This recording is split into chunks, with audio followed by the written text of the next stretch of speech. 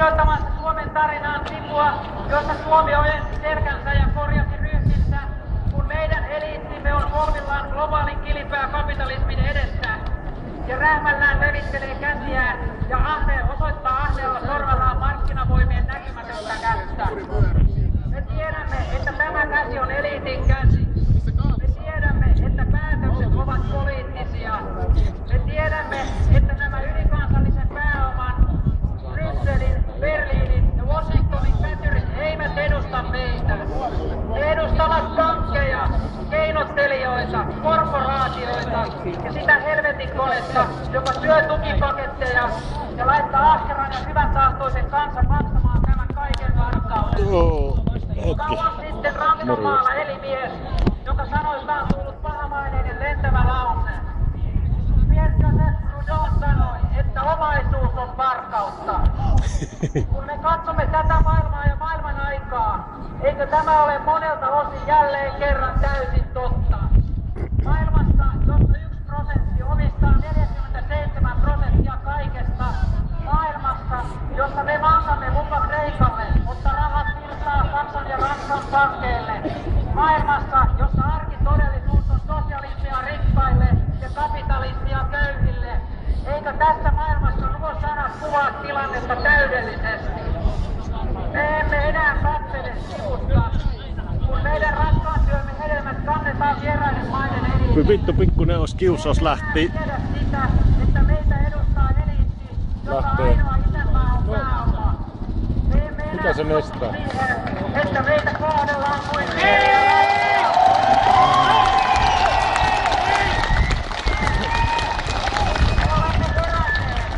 Me olemme avanneet silmämme ja me olemme täällä tänään sanomassa eliitille, että nyt saa riittää!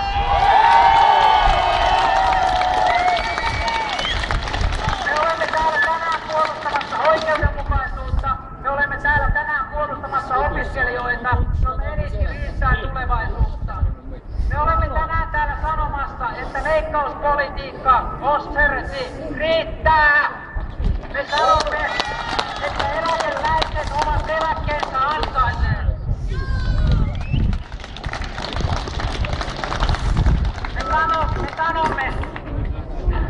Me sanomme, me emme enää välitä eliitin valheistaan ja on meidän aikamme puhua. Me vaadimme, että Suomen valtion ollessa rikas, että leikkaukset lopetetaan, joilla viedään heikoimpien leipä ja kaadetaan Suomen talous.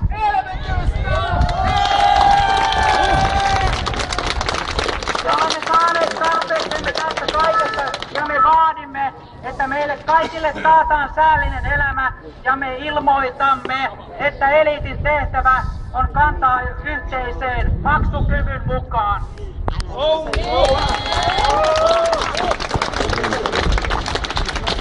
Me vaadimme oikeutta, me vaadimme vapautta, me vaadimme, että leikkaukset lopetetaan, sillä me emme koskaan tule hyväksymään sitä, että eliitti varastaa meidän maaltamme ja meidän kansaltamme, meidän nuoriltamme ja meidän ikääntyviltämme toivon. Me emme tule hyväksymään sitä, että ahkeran kansan työn hedelmät varastetaan, emmekä sitä, että jokaiselle työtä haluavalle muka ei ole työtä.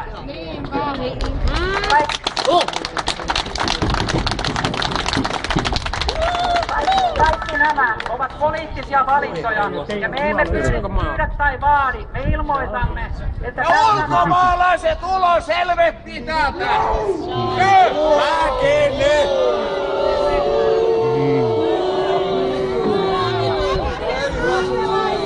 Kaikki nämä ovat poliittisia valintoja ja me emme pyydä tai vaadi. Me ilmoitamme, että tässä maassa tehdään jatkossa parempaa politiikkaa. Me ilmoitamme, että markkinavoimien taakse ei enää pääse pakoon, sillä me tiedämme, että eliitti kusettaa meitä ja että vaihtoehtoja on aina.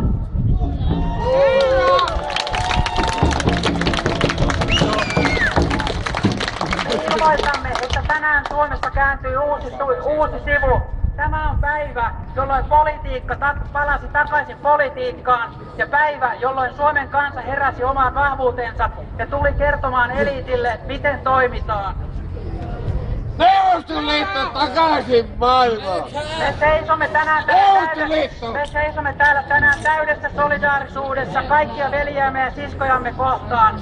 Missä tahansa päin maailmaa he ovat heräämässä oman eliittinsä kierouteen ja valheellisuuteen. Me emme edusta vain Suomen kansaa, vaikka me olemme suomalaisia, sillä samalla me olemme osa sitä kansainvälistä heräämistä, jossa kaikkien maailmojen kansojen väki on heräämässä siihen, että globalisaation mukanaan tuoma kilipääkapitalismi, mitä se tarkoittaa. Me olemme osa maailmaa. Kajanista sanomatta Neuvostoliitto takaisin! Me olemme osa maailmaa, jossa ei ole oikeutta. Ja meidän tehtävämme tänään täällä on puolustaa omaa tonttiamme, jota me puolustamme syvässä solidaarisuudessa kaikkien muiden maailman kansojen kanssa yhdessä eliitin ylivaltaa vastaan. Eliitille meillä on sanottavana tämän kaiken lisäksi, että me tiedämme, mitä te olette tehneet, kenen pussiin te olette pelanneet ja kuka sen kaiken on saanut maksaa. Eliitille siis tiedoksi, että me emme unohda, me emme anna anteeksi. Ja teidän olisi todellakin pitänyt odottaa meitä.